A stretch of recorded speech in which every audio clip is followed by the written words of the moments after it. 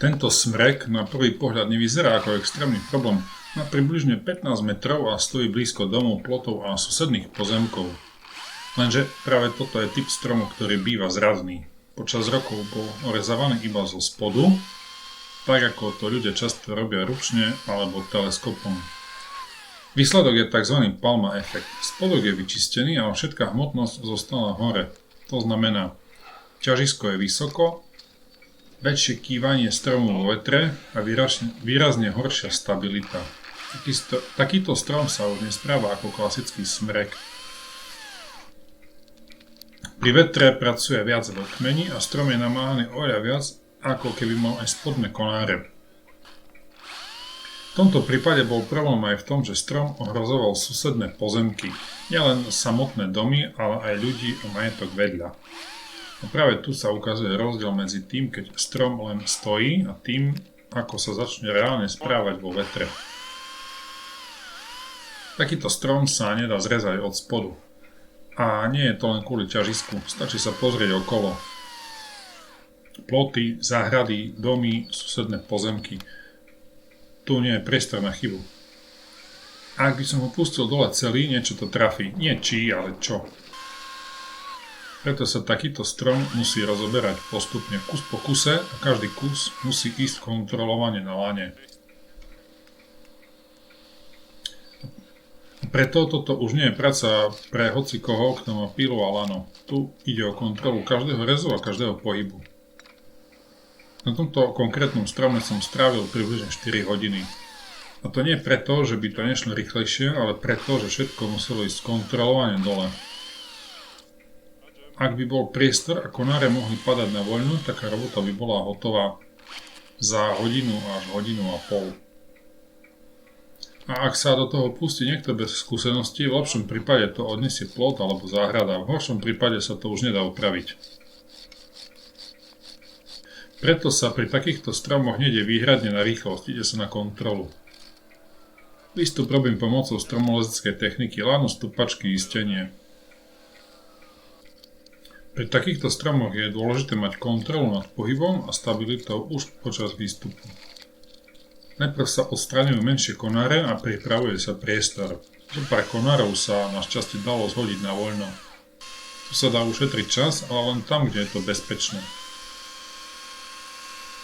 Pri väčších kusoch už prichádza na rad kontrolované spúšťanie na lane, rigging. To znamená, že drevo nejde voľne dole, ale je permanentne pod kontrolou.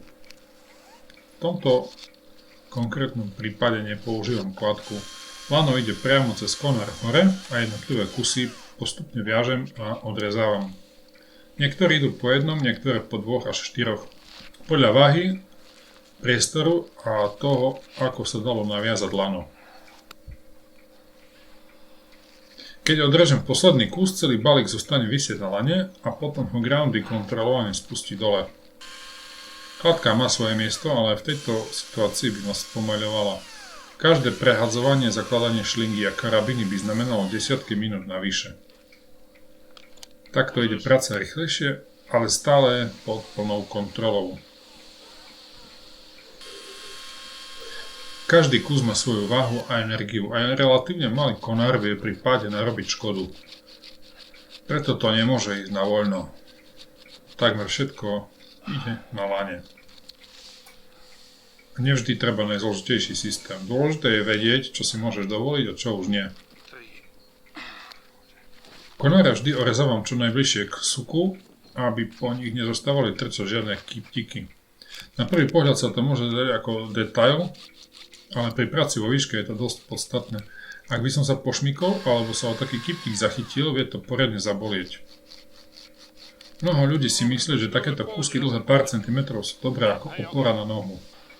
Lenže ja používam stupačky, takže som zapichnutý priamo v dreve a takéto vyčnielky vôbec nepotrebujem. Práve naopak, skôr zvyšujú riziko, než by pomáhali. Samozrejme, niekedy si nechám malý odrezok, aby som sa mal kde zavesiť a na chvíľu si oddychnúť. Ale aj vtedy si ho nechávam na opačnej strane kmeňa, aby nehrozilo, že sa oň zachytím alebo zraním pri pohybe. Aj toto je jeden z tých detailov, ktoré možno na prvý pohľad nevidno, ale v praxi robia veľký rozdiel.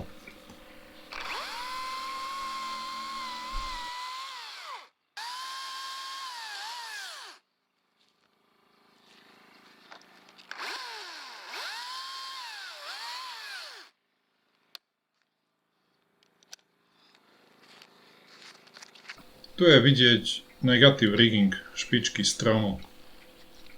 To znamená, že kus je zavesený nad bodom rezu a po uvoľnení ho zachytí lano. V tomto prípade sme tú špičku nemohli spustiť klasicky až dole. Dole boli veci, ktoré by sa poškodili, preto sme ju museli doslova zastaviť vo vzduchu. Po zachytení zostala visieť, Ground ju dole postupne očistil od konárov a až potom sa spustila na zem. Toto je jeden z najnáročnejších momentov práce. Pri zachytení špičky vzniká spätný rast, dynamická sila, ktorá sa preniesie do lana aj do stromu. Aj tu ma to hore pekne rozhýbalo. Nie je to nič, čo by ma vyhodilo zo stupačiek, ale presne preto musí byť všetko správne nastavené. Istím sa lanom okolo kmeňa, mám leniart a celý systém musí zvládnuť tú energiu. Ak by si toto spravil bez skúsenosti, ten kus jednoducho padne tam, kam nemá. A práve preto sa takéto stromy nerozoberajú náhodne. Každý rez má svoj dôvod. Tu je ten moment, kde sa láme rozdiel medzi hobby a praxou. Pri pílení kmeňa som používal akumulátorovú pílu Makita, ktorá na takýto typ práce úplne postačuje. Občas sa stane, že sa zanesením pílin elektronika vypne. Vtedy stačí pílu pustiť naplno, čím sa vyčistí a dá sa pokračovať v práci.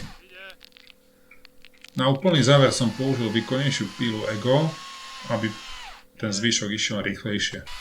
Pri takomto strome totiž ide hlavne o efektivitu a kontrolu.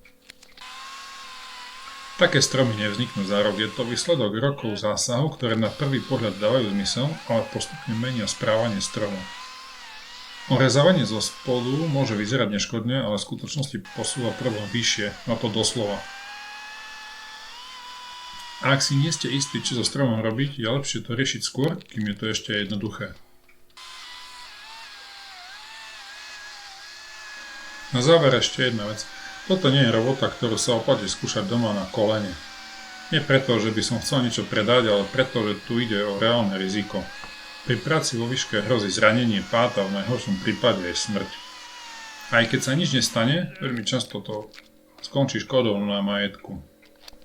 Ušetriť pár 100 eur môže na prvý pohľad vyzerať dobre, ale až keď sa niečo pokazí, človek si uvedomí, že to nestalo za to. Ak to dopadne dobre, ľudia na to radi spomínajú, ale keď sa to pokazí, väčšinou si vyčítajú, že to podcenili. Byť 15 metrov nad zemou alebo pracovať pri elektrickom vedení, to naozaj nie je sranda. Aj profesionálovi sa občas môže stať chyba. Rozdiel je v tom, že má skúsenosti, výbavu a vie, ako minimalizovať následky. Človek, ktorý lezie na strom prvýkrát, často nemá ani jedno z toho. Ak máš strom, pri ktorom si nie si istý, je lepšie opýtať sa skôr, než niečo skúšať. Niekedy to znamená zásah a niekedy práve naopak nerobiť nič, ale hlavne robiť to s rozumom.